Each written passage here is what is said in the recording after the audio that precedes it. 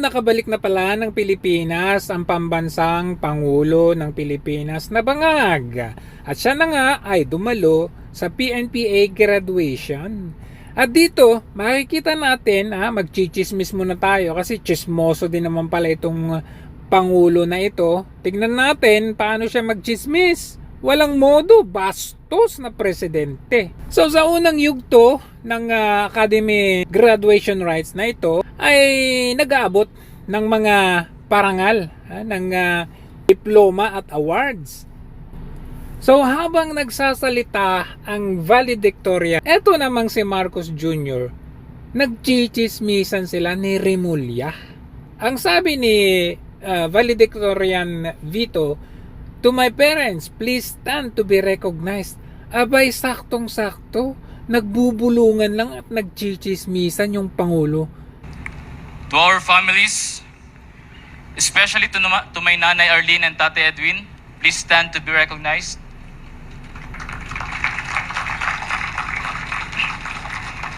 Recognized. Ayan o, ano yan? Ang bastos! Ang sabi, please stand to be recognized, sabi sa parents. Ang iba nagpapalakpakan. Pero itong dalawa, nagchichismisan. Hindi ba kabastusan yan? Mga kadete na ito na nag-graduate ay magsuserve sa bansa natin at siya po ay valedictorian. Please give this PNPA cadet a due respect. Wag namang bastos na bastos. Oo.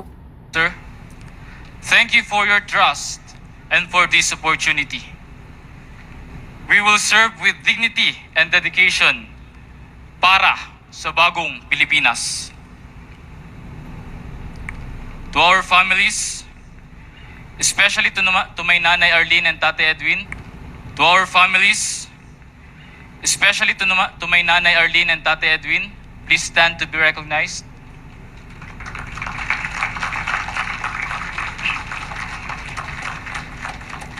To my squad mates, to Ma'am Precious, our class facilitator, and to my MGR, this is for you. At sa lahat ng magulang na naririto, look at your children. Alam nyo, dugo at pawis, hirap ang dinanas ng mga kadeteng ito dyan sa loob.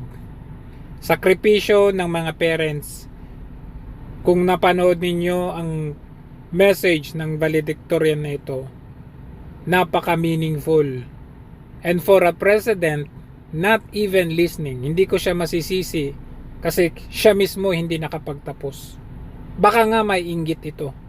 Kasi ito, highest honor, highest degree of education, ang mismong Pangulo hindi nakikinig. Kasi siya mismo ay drop out. Pero naging presidente. Ang saklap, di ba? Tapos yan ang commander-in-chief mo. Hindi nakikinig. Wala sa puso. Ano yun, nandyan ka lang para basahin ang script, ang speech mo, pero wala talaga sa puso. You being there. Pagkatapos ninyong galing sa Rome at mag-date, aling pera ang gamit ninyo? Pagkatapos ninyong lustayin ang pera ng bayan, sasabing representative daw ng bansa natin, tulog naman. Pagbalik mo ng Pilipinas, dadalo ka ng graduation rites, bastos ka naman.